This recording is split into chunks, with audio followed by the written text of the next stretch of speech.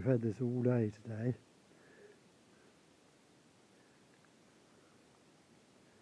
The basic trope is bark bark, howl howl.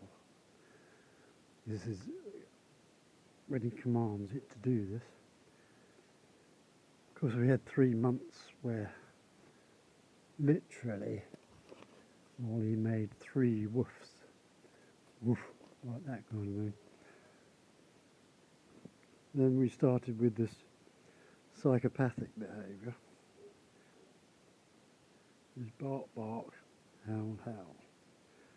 5 minutes, 10 minutes, bark bark, howl howl. 5 minutes, 10 minutes. We had a 6-hour session of that, a 4-hour session, 2 2-hour sessions, then 3 half-hour sessions. Then we had, I think, 3 or 4 1-hour sessions. Same thing, bark bark, howl howl, 5 minutes, bark bark, howl howl. Remember, this is trained behaviour. This is not the tenant is out and Molly is barking because she's missing Dad. This is he commands, she does. Get that very clear. And of course, it torments my dog, Lacey, so torments and gets at me by the same action. Fairly typical of a psychopathic person to devise something like this. On the 5th of March we had a variation. 5 to 1, lunchtime, the weather came on, channel Radio 4. The barking started. Now this barking continued from 5 to 1 until 3 p.m. when we left. She was still barking when we left Ashley Court. When we came back down Norfolk Street, we could hear Molly was barking. There were 2 guys breaking up a bit of board, so she might have been barking at them, you might think. But they finished breaking up their bits of board and went into the house as we crossed Ashley Court. Molly continued to bark. We went into the flat. I gave Lacey her dinner. Molly continued to bark, without stopping, continuous. Then I had to go out to the shop to get them things. When I left, Molly was still barking. Went round the shop for about half an hour, getting some stuff.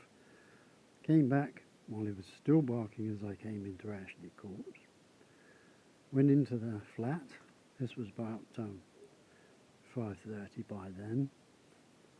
Molly continued to bark until just before 7. Just after 6, that's right. Sorry, I'm getting confused. Just after 6, about 6:05, she stopped. Then about 7:05, we got another little bout. Another 5 minutes or so.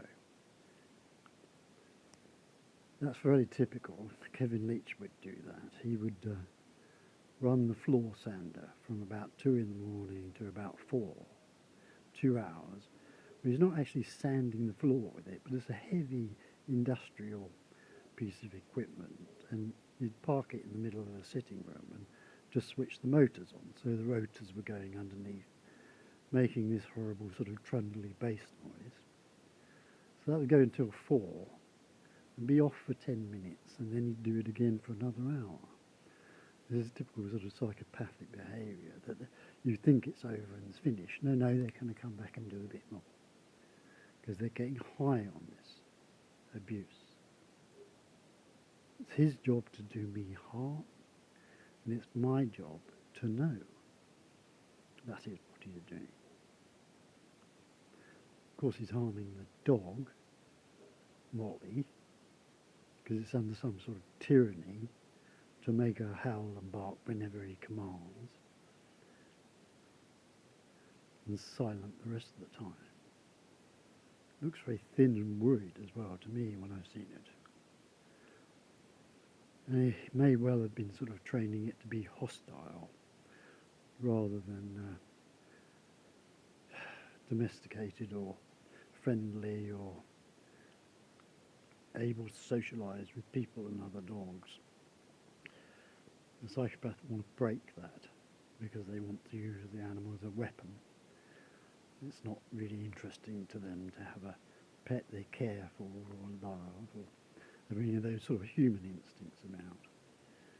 This is a weapon that they can use against others. Because it's a big dog, they can use it to threaten people or make people uncomfortable. Or like this, they can train it into a behaviour to use it as a weapon.